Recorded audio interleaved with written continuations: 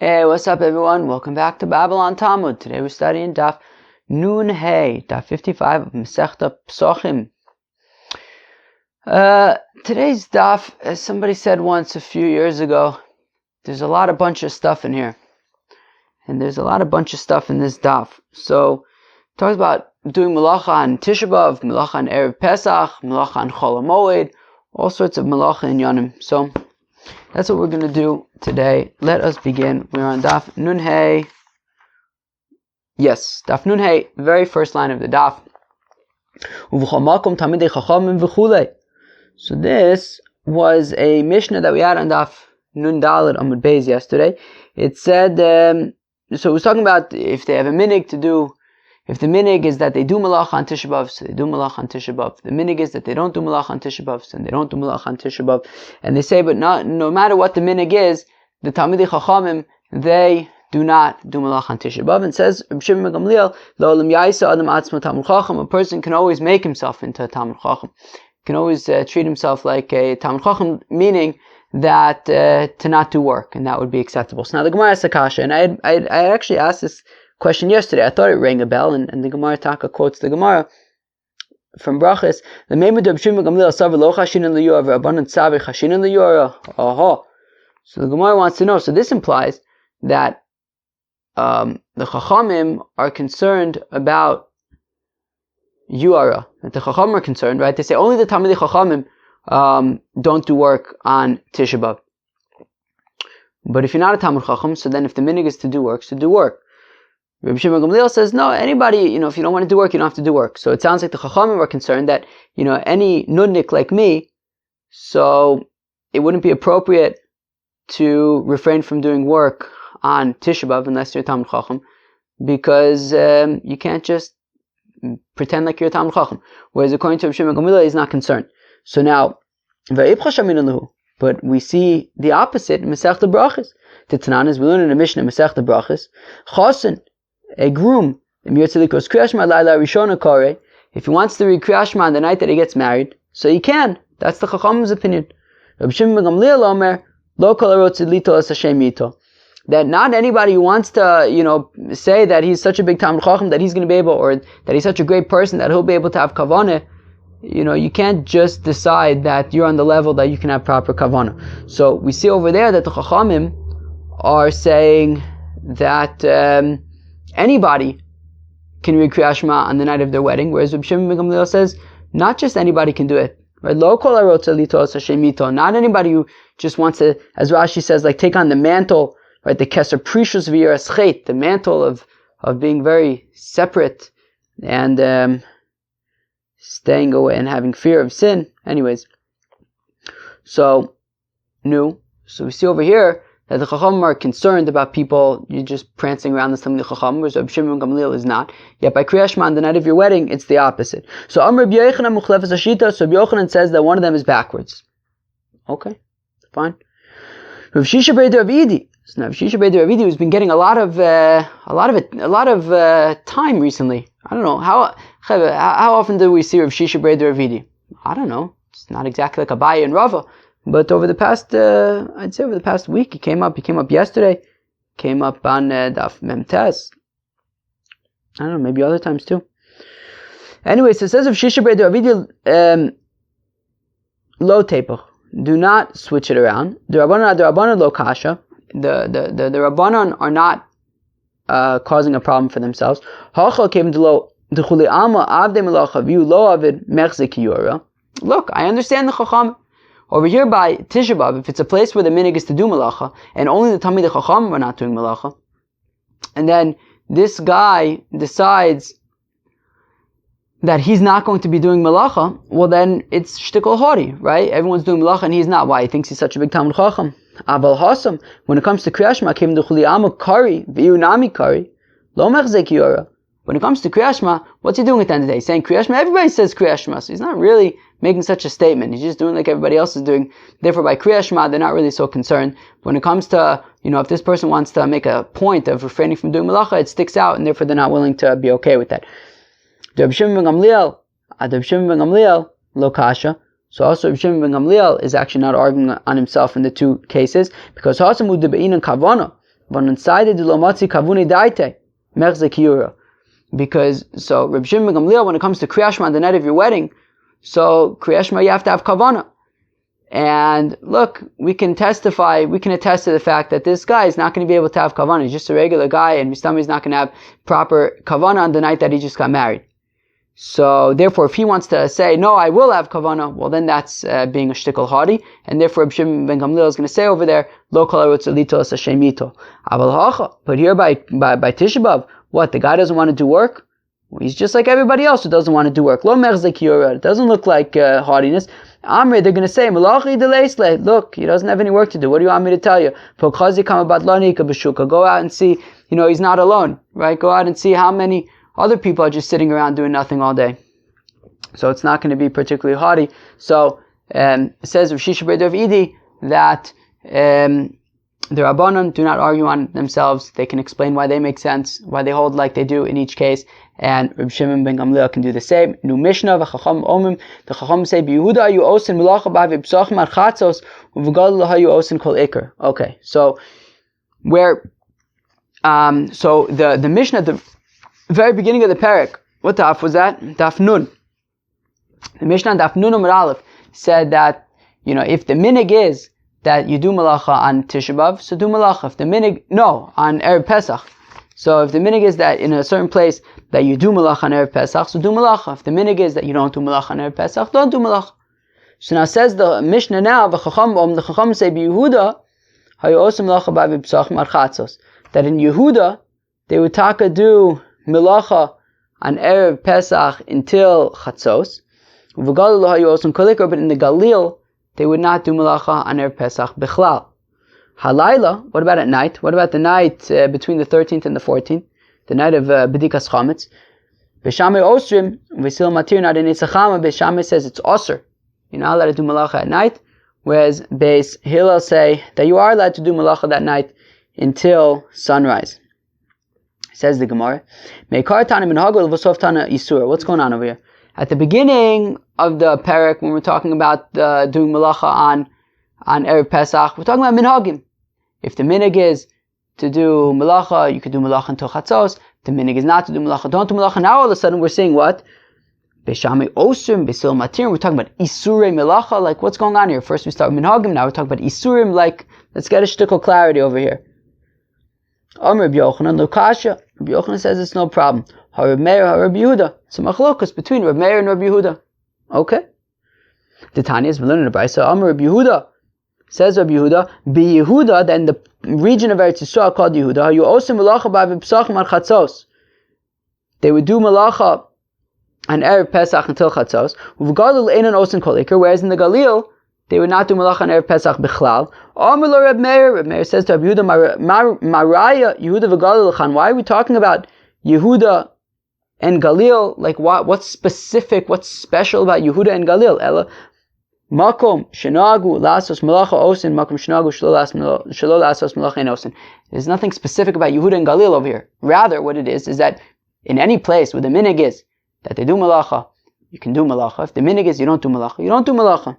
Now, midika Amar Reb Meir minhaga, from the fact that Reb Meir responds to Reb Yehuda and says that it depends where there's a minig. Michlad Reb Yehuda isur kamar implies that Rabbi Yehuda is not talking about a minhag, he's talking about an isra, i.e. that in places where they don't do malacha because they feel that it's actually forbidden to do malacha on erev Pesach. In places where they do malacha, it's because it's permitted. So we're going to say that according to Rabbi Yehuda, it's a question of mutter versus asr, whereas according to Rabbi Meir, it's a question of minhag. Is it your minhag to do malacha, or is your minhag that you don't do malacha? Now, does Rabbi Yehuda really hold that you're allowed to do melacha, that you're allowed to do work on the 14th day of Nisan? Now it's an interesting question that the Gemara is asking because we saw that according to Rabbi Yehuda, it doesn't really say either way, right? Really, it just says depends where you are. If you're in Yehuda, you're allowed to do melacha. If you're in the Galil, you're not allowed to do melacha. But anyways, whatever. The Gemara asks, does Rabbi Yehuda really say that you're allowed to do melacha? Ve'atanya. Right on the 14th of Nisan, Ve'atanya, but we learn in a Brisa. Rabbi Yehuda Omer, says Rabbi Yehuda, Hamenachesh b'shlosha aser. Aha. Okie dokie. So what are we talking about? So you have a fellow and he's weeding his garden on the 13th day of Nisan. Okay, Pesach is coming up on the 15th day of Nisan. It's now the 13th day of Nisan, and he's weeding his garden. He's I don't know, getting rid of weeds. Okay. V'nekra biyado, and like some wheat got pulled out of the ground. Now, why is that significant? It's significant because the Omer, the Korban Omer, is offered on the 15th day of Nisan. Okay, and as we've seen a few times in Masechta Pesachim, that once the Korban Omer is offered, did I say the 15th day of Nisan? It's offered on the second day of Pesach, which is the 16th day of Nisan.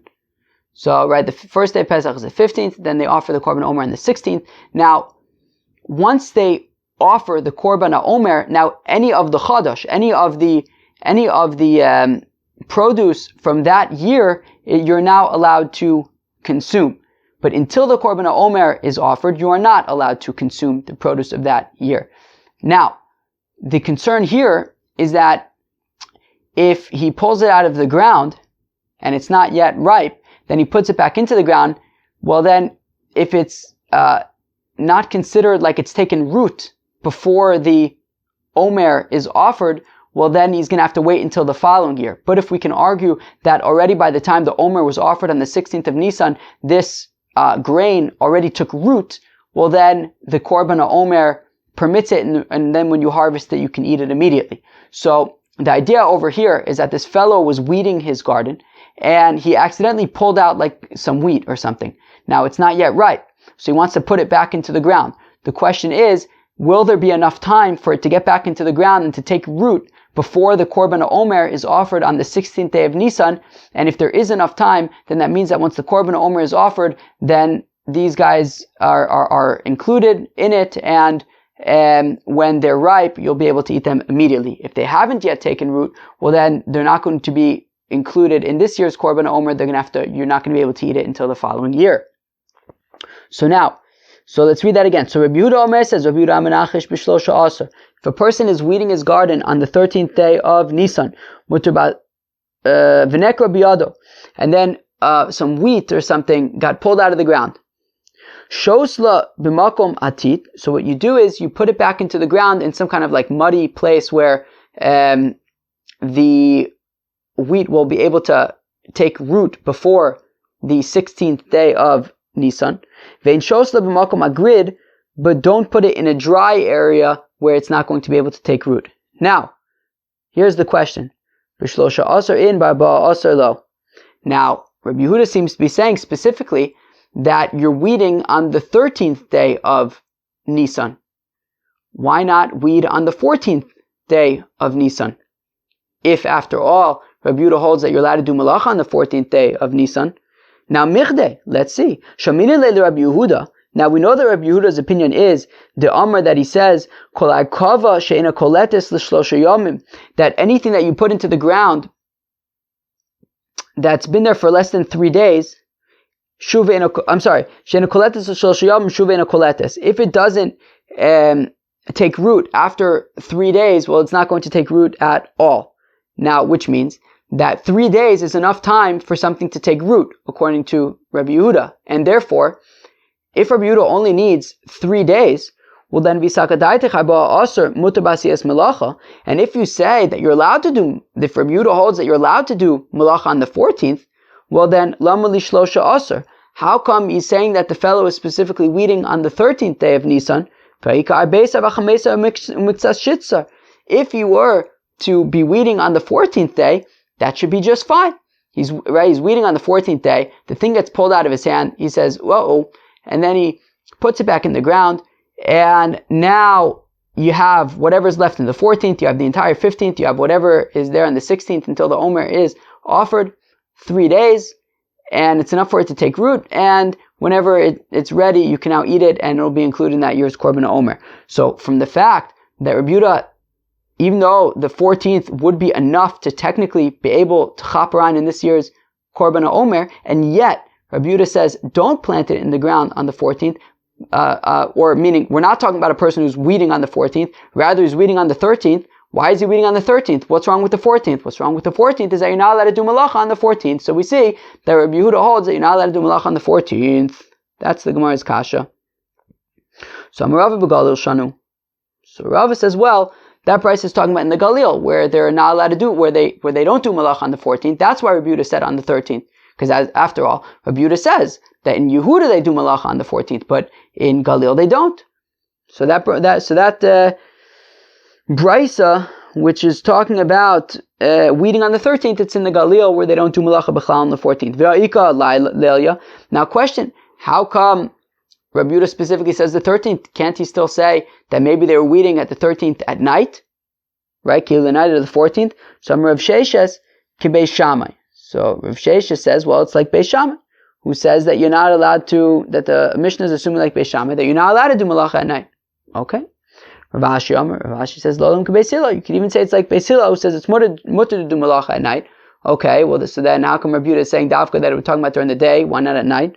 Because you don't usually weed your garden at night. You'll do that during the day. So if you're not doing it on the 14th during the day, because it's also to do Melacha, if you're in the Galil, so then do it on the 13th, because that, people don't usually do it at night, so they'll do it on the 13th.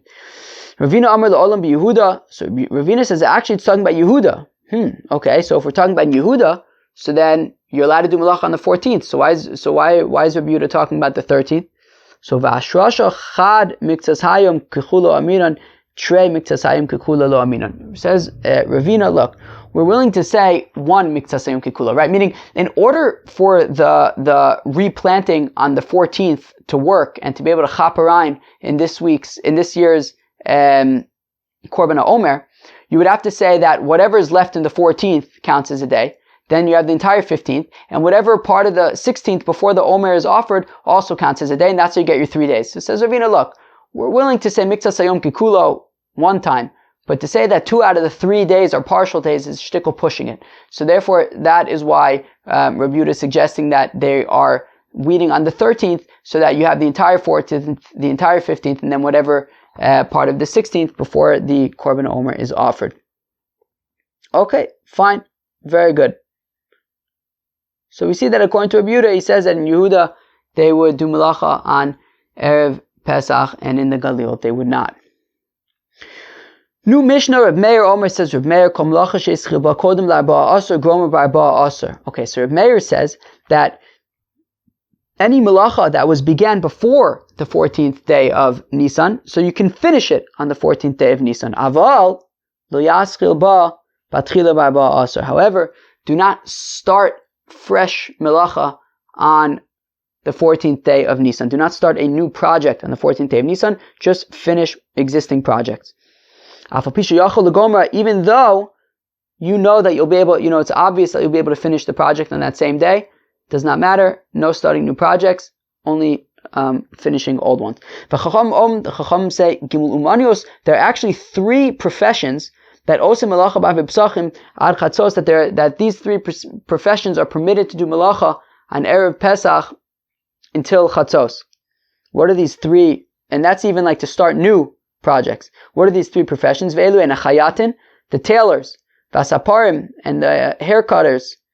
I need a haircut. Lemaisa. Not like I needed a few months ago. Although, truth be told, you know what? I think maybe I need more of a haircut this time. But I don't really want to get a haircut. Let's go weiter. Where am I? And the launderers. Okay? Rabbi Yossi Bar Yehuda Omer Afratzanin. Rabbi Yossi Bar Yehuda, who I believe was Rabbi Yehuda's son, says even the shoemakers are allowed to do Melacha on erev Pesach. Okay, fine, very good. Says the Gemara Ibailu, so they want to know.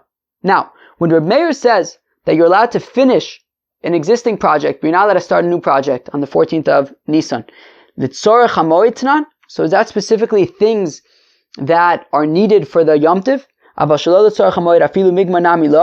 if it's not necessary for the Yom Tiv, so then you wouldn't even complete the Melacha, right? When we say that you're allowed to complete an existing project, is that something that you need for Yom Tiv? But if it's something that you don't need for Yom Tiv, you wouldn't even be allowed to complete an existing project? O Dilma, or perhaps Shelo L'Tzorech HaMoed Tanan. Maybe the Mishnah is specifically saying, no, if it's not specifically Yom Tov related, so then just finish up an existing project of L'Tzorech, but if you need it for Yom Tov, Aschulin Maschilinon. So you can even start the project if it's L'Tzorech Yom Tov O Dilma. Or a third option, you know what, maybe there's no differentiation b'chlal between needing, Tzorech Yom Tov or not Tzorech Yom Tov, if you need it for the holiday or not. O Dilma, right, here's the third possibility. Bein L'Tzorech HaMoed, Bein Shelo L'Tzorech, whether it's needed for the Yom Tov, whether it's not, there's no difference. Migmar in Aschule Lo, you're allowed to complete an existing project, you're not allowed to start a new one. Tashma. We're going to try a whole number of ways to answer this question, and in the end we'll get a shtickle clarity. Tashma, come in here. Aval Lo Yasru Batchila Barba Aser. Okay, so we have a brayso in which it says that do not start a new project on the 14th day of Nisan, afilu tziltzul kain, afilu shvacha ktana. And this includes even a tiny, even like a small belt, or even a hairnet, like very small projects. Nonetheless, you may not begin them on erev Yom Tov. So my afilu, what does it mean, even these small projects? So lav afilu hani de l'tzorech hamoed. Are we not saying that, meaning even this belt, even this hairnet, things that you're going to need on the holiday, nonetheless, migmar in aschule lo, and we're saying that you're allowed to complete them if you started them the day before, but you wouldn't be allowed to start the project. So, michlal, implying, d'shelo l'tzorech, that if it is not needed for the holiday, well then migmar nami lo, gamrinan, then you wouldn't even be allowed to finish it. So the Gemara says, lo, the olam shelo l'tzorech migmar nami gamrinon. So the Gemara says, no. Really, I can argue that even if it's not needed for the holiday, you're allowed to finish your project. Umay afilu, so then what's this, like even these small little things? Afilu hani, even these. Nami, the zutreninu, that they're very small. The sagadate chamina, I may have thought to argue that as chalasan zoig mar melachton, that by the time you start them, you're basically finishing them already. So like starting these little things is basically finishing them, because it's such a small project. Nasre bunami lichatchila. So I might think that I could work on these small little projects. They're very small. Maybe I could start them. Kamash malan. Then no, even these things you are not allowed to start. But I could make the argument that in terms of finishing projects, that's whether you need it for the holiday or not. Now, Tashma, come in here. Reb Meir Omer, says Reb Meir, so any melacha that is specifically needed for the Yom Tov, Gomra Barba, also you're allowed to finish it on the 14th day of Nisan. Emasai, when, Bisman Shehischil, Ba'kodem Arba Asar, that's if he started working on this project before the 14th. Avalo Ischil Ba'kodem Arba Asar, Lo Yaschil Ba'arba Asar. But if he did not begin the project before the 14th, do not commence the project on the 14th. Afilu tziltzul kain, afilu shvacha ktana. Even if we're talking about a little belt or a small hairnet. So what do we see? He says pretty clearly, l'tzorech hamoedin, that we're saying, yeah, l'tzorech hamoed, you're allowed to finish this project. Shelo l'tzorech hamoed, but if it's not needed for the holiday, lo, then you would not be allowed to complete the project. Says the Gemara, not necessarily. I can make the argument that no, even if it is not needed for the holiday, you are allowed to complete this activity. What this brayso is teaching us, that even when it is needed for the moed, migmar in aschulelo, you are only allowed to complete a melacha. You're not allowed to start one. Tashma, come in here. Reb Meir Omer, says Reb Meir, kol melacha shi letzorech hamoed, any melacha that is needed for the Yom Tov, Gomer Barba Asar, you are allowed to complete it on the 14th day of Nisan. V'she'ena l'tzorech hamoed, and if it's not needed for the moed, Asar, you are not allowed to complete it on the moed. Okay, there you go. I'm sorry. If it's not needed for the holiday, you're not allowed to complete it on the 14th. Now, but we're not done yet. V'osin melacha b'Pesachim an chatzos b'makom shenagu. Now, however, if it's a place where they have the minig to do melacha on erev Pesach, well, then you would be allowed to finish on erev Pesach even if it's not needed for the holiday. Okay, let's go weiter for a second.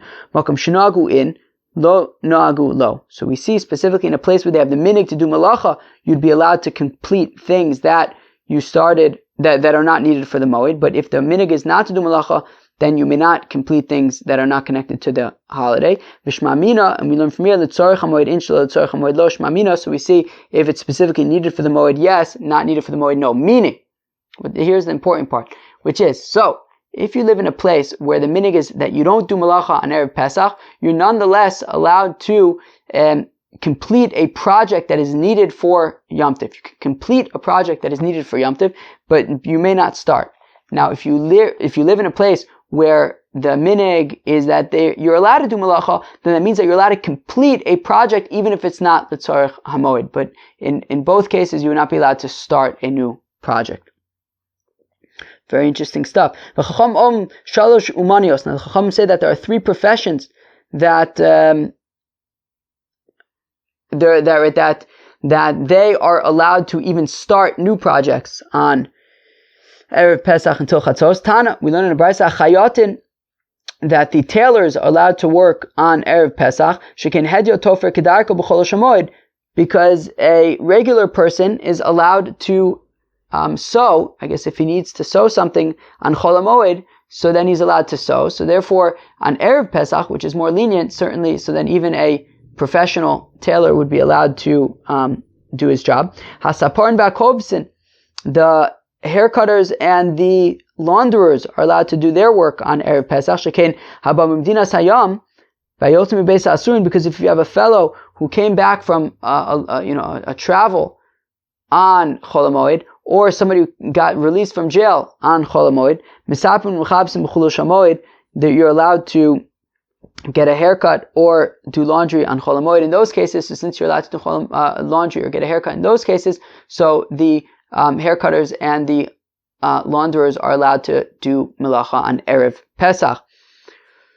Meaning, since you can do these things even on Chol HaMoed in certain cases, so in erev Pesach it's allowed. Rabbi Yosef Bar Yehuda Omer, says Rabbi Yosef Bar Yehuda, Afar Ratzanin, even the shoemakers are allowed to do business on erev Pesach, because shekain ole regalim misaknim min alein b'chul shamoed, because people who came to be ole regel, came to Jerusalem for the holiday, are allowed to fix their shoes on Chol HaMoed. Therefore, shoemakers are allowed to work on erev Pesach. But my kamiflige, what is the machlokas between Rabbi Yosef Bar Yehuda and the Tanna Kama? How come Rabbi Yosef Bar Yehuda includes shoemakers and the Tanna Kama does not? My sarva made in tchilas melacha misof melacha. My sarva ein made in tchilas melacha misof melacha. It's machlokas about, can we learn initiating a melacha from completing a melacha, right? Meaning the fellows who came to Jerusalem for the holiday, so they're allowed to fix existing shoes on Chol HaMoed. But now, if we're saying that shoemakers are allowed to do work on erev Pesach, that means they're even allowed to start new shoe projects on erev Pesach. So the question is, can you apply one to the other, right? Does the fact that ole regalim, and nobody disputes the fact that people who come to Jerusalem for the holiday are permitted to fix their shoes on Chol HaMoed, but does that mean that therefore shoemakers are allowed to start new shoe projects on erev Pesach? Rabbi Yosef Bar Yehuda says yes, sure, and the Chacham say no. Okay, very beautiful. Alrighty, new Mishnah. Moshivan shovchin the Tanagolim. Okay, Biyodalad. On the 14th day of Nisan, you're allowed to make dovecotes for chickens. Why are we making dovecotes for chickens? So Rashi says that actually it's saying two things here: that we're making dovecotes for doves, and we're making and it means Moshivan Tanagolim, meaning if you have eggs and you want the chicken to sit on the eggs, so you can do that on the 14th of Nisan. Okay. Now, if you have a chicken that ran away, you could return it. And if you have a chicken that died while on the job, so you could replace it with another chicken to sit around.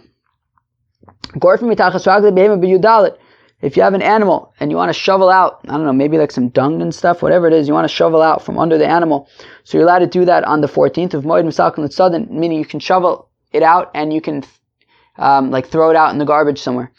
But Moed Misakin L'Tzadim, but during the holiday, so then you would just put it on the side. You wouldn't dispose of it entirely, bring it to some separate disposal area. You wouldn't do that on Chol HaMoed, but you would do that on the 14th. Dispose of it elsewhere. You can bring vessels to and retrieve vessels from the artisan, even though you do not need them for the festival. It says the Gemara, if you're allowed to, if we're saying that on the 14th of Nisan, you're allowed to take a chicken and put it on top of eggs, so then certainly if it got away, you could bring it back. You can even initiate it on the 14th of Nisan. So obviously you could, if it ran away, you can chop it and put it back. So Marbai Seifa Asan L'Chol Shamoid. No, the Seifa is talking about Chol HaMoed, meaning on the 14th day of Nisan, you're allowed to take a chicken and put it on some eggs. That's fine.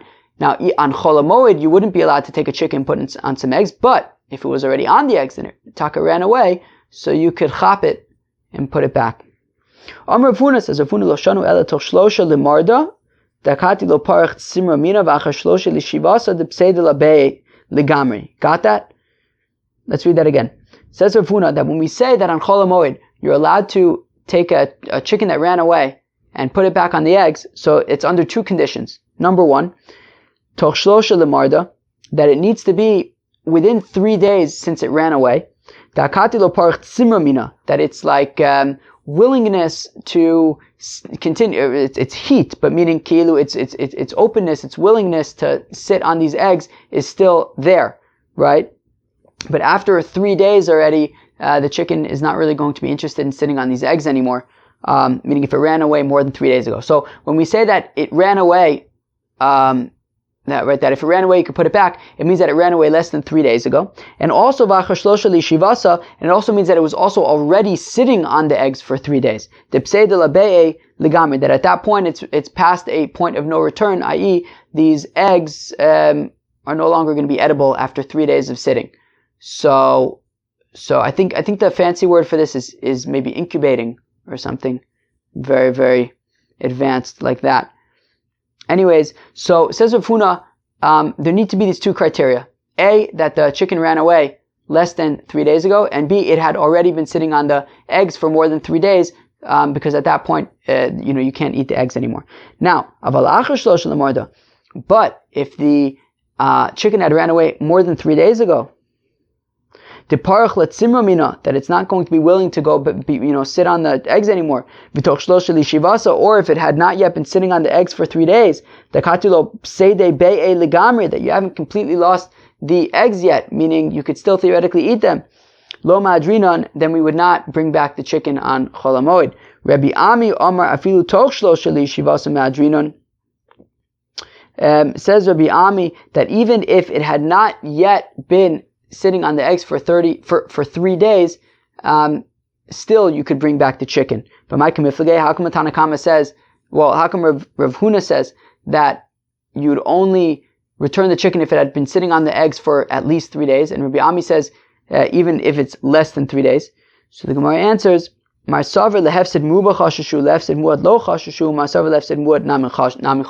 thing is, once the chicken sits on the eggs for, I guess even if it's less than 3 days, they're not going to be as geschmack as eggs that the chicken didn't sit on at all. And therefore, you're not going to be able to sell them for as good of a price. And therefore, Rabbi Ami says, look, even if it's been less than 3 days, the fact of the matter is, you're not going to be able to sell them, if you want to sell eggs, you're not going to be able to get the same price for them as if the chicken wasn't sitting on it at all. And therefore, because there's some amount of financial loss here, so you could bring back the chicken even on Chol HaMoed, even if it hadn't yet been sitting on the eggs for 3 days. Whereas Rav Huna says that fine, maybe you're going to sell them for cheaper, but it's not a complete loss, it's not a major loss, and therefore you wouldn't bring back the chicken on Chol HaMoed if it had been sitting on the eggs for less than 3 days, only if it had been sitting on the eggs for at least 3 days. Continues the Gemara, Gorfin mitachas v'chule. We say that you're allowed to shovel away, I guess, any like dung and stuff that's under the animal. So we said if it's on the 14th, you could shovel it away and like dispose of it properly. If it's on Chol HaMoed, just shovel it to the side and deal with it properly after Yom Tiv. Taner Abanan, the Rabbi said, Hazevel shabachatzer misaknoso l'tztadin. If you have like dung and excrement in the chatzer, in the courtyard, just put it all off to the side. Sheberefes v'shebechatzer mutziin oso le'ashba. If it is in the cow pen or in the courtyard, then then you could take it out to the proper disposal. Now, a gufa kasha. This doesn't make any sense. On the one hand, we said Amar zevel shebechatzer misalkin oso le'tzadin. The first thing we said is that if you have excrement in the courtyard, just put it on the side. Then we said that if there's excrement in the cow pen or in the courtyard, you're allowed to take it out to the proper disposal. So one second. First we said in the courtyard, just put it on the side. Then we're saying in the courtyard, you could bring it out to its proper disposal. Which one is it? So Amar Abaye, lo kasha. Abaye says it's no problem. Kan biyudal, kan b'chol shamoid. It depends if it's the 14th or chol hamoed. That if it is the 14th, so then you could dispose of it properly. If it's chol hamoed, just put it on the side. Rava Amar Hava Abachulo Shamoid. Rava says no, you could say that they're both talking about on chol hamoed. Okay, no. So what's going on? V'achi kamer nice chatzer kurefes mutziin also le'ashba. No, what it means is that if there is when it says that if there is dung in the cow pen or in the chatzer, you could bring it out to the proper disposal. What it means is that if there is dung in the chatzer, if there's excrement in the chatzer, and it's so bad that it's like it's mamash a cow pen in there. I don't know if that's the right word. Cow pen, cow pie, cow sty, cow chveisnish.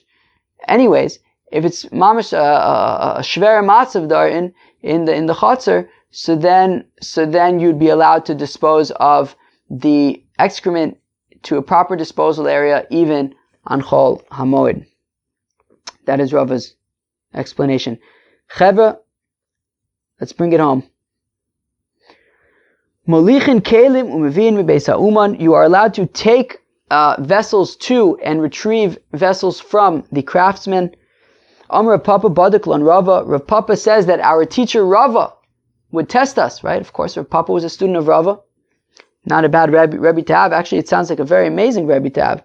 Anyways, Rava would test his students. Okay, so Rav Papa is talking about that, and he said, and Rava asked them. Tanat, on the one hand, our Mishnah says, "Molichin umevin kelim mibeis ha'uman." So on the one hand, our Mishnah says that you're allowed to take and retrieve vessels from the craftsman, even though you do not need them for the festival, you can nonetheless bring them and retrieve them. But we have a question. We have a brisa that says, you're not allowed to take vessels from the craftsman. And if you're concerned that maybe they'll get stolen, so then just bring them to a different chatzer, and hopefully they won't get stolen there. No. So on the one hand, our Mishnah is saying that you are allowed to bring and retrieve vessels. On the other hand, we have a brisa that says that you're not allowed to retrieve vessels. So Mishanina, so it says our Papa, so what did we answer? We said, Lokasha, it's no problem. Kam ba'arba asar, kam b'chulu shamoid. It depends. Our Mishnah is talking about the 14th of Nisan. That's why you're allowed to bring vessels and retrieve them. The brisa that says that you're not allowed to retrieve the vessels, that's talking about chol hamoed. Or if you want, I can offer a second answer. Interesting. You could actually argue that both brises are talking about chol hamoed. It's no problem. It depends. How much do you trust this craftsman? If you trust him that he's not going to pull shtick and bill you twice and say that you're going to pay him now, and then later on when you pick it up, he's going to say you never paid me. So if you could trust him that this isn't going to happen, so then leave him there. But if you can't trust him, so then you're allowed to take it on erev Pesach, even on chol hamoed, ve'atanya, and we even learn in a brisa. Mevi'in kelim mibeis ha'uman, you're allowed to retrieve vessels from the craftsman. Kigon, for example, akad mibeis hakadod, the pitcher from the pitcher guy, v'akos mibeis hazagog, and the cup from the glassmaker, avalotzem mibeis hatzaba, but not wool from the dyer, v'lo kelim mibeis ha'uman, and not vessels from the craftsman. Now, v'im ein lo mayocha, now if this craftsman mamish doesn't have any food to eat, well then nosin lo scharo umanicho etzlo. Well then pay him in advance, but still leave it there. V'im eino ma'amino, Manichem b'bayis hasamuch lo.